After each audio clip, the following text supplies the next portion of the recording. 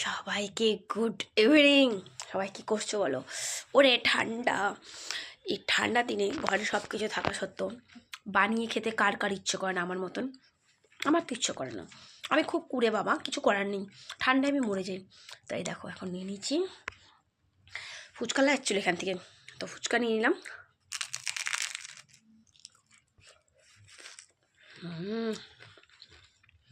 শান্তি। ঘরে সব কিছু থাকার সত্ত্বেও বানিয়ে খেতে আমার ইচ্ছে করে না, কারণ কিছু বানানো মানেই জল ঘাটা, যেটা আমার দ্বারা সম্ভব নয়, আমি পারবো না। তাই ভাবলাম ফুচকালে যখন যাচ্ছে একটু ফুচকাই নিয়ে নিই। খাটে বসে বসে একটু জমিয়ে ফুচকা খাওয়ার মজাটাই আলাদা।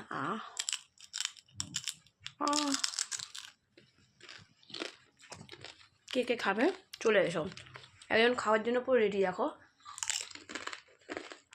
দেখছে মা কী করছে, এটা খাওয়ার সামনে নিয়ে বক বকটা করে, ওর মা করে। এত ঠান্ডা, আমি তো এখনই ভাবছি কাল সকালে আমি উঠবো কী করে। গতকাল হয়ে গেছে ভোর 5টা, দেখতে কেমন আমি জানি না, আমাকে নাকি কালকে ভোর 5টায় উঠতে হবে। মানে এখন ভাবছি যাওয়ার কথা বলেও বোধহয় বিপদে পড়েছি, না গেলেই বোধহয় ভালো হতো। আমাকে পিকনিক করতে যাওয়ার জন্য নাকি আমাকে ভোর 5টায় ঘুম থেকে উঠতে পড়ে, ভগবান সর্বনাশ করেছে। এই শীতের ভোর 5টা, তাও উঠে স্নান করতে হবে। আমার কী হবে কালকে আমি জানি না, ঠিক আছে? স্নান করতে গিয়ে মরে যাবো কিনা আমি তাও জানি না, কারণ সকালে তো গরুর খাবার বানাতে হবে, ঘরের কাজ করতে হবে, যদিও বাসন টাসন রাতে মেজে রাখবো, ঘর মোছা, বিছানা তোলা, গাছে জল দেওয়া সব করতে হবে, তারপর নিজেকে রেডি হতে হবে। ও বাবা কী করবো আমি জানি না। মানে এটা পিকনিক কম, আমার জন্য মনে হচ্ছে শাস্তি বেশি হয়ে গেল।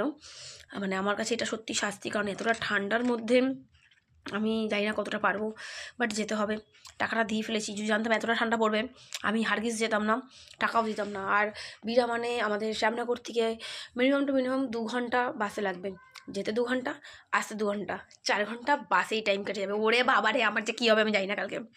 যাই পুরো ব্লগটা নেবো, সকাল থেকে ওঠা থেকে শুরু করে সবটাই তোমাদের সাথে শেয়ার করবো। ব্লগ নেবো, ব্লগ কালকে ব্লগ নেবো, আমি নেবই নেবো। এখনও অবধি সার্কাস দেখার ব্লগ তোমাদেরকে দিতে পারিনি।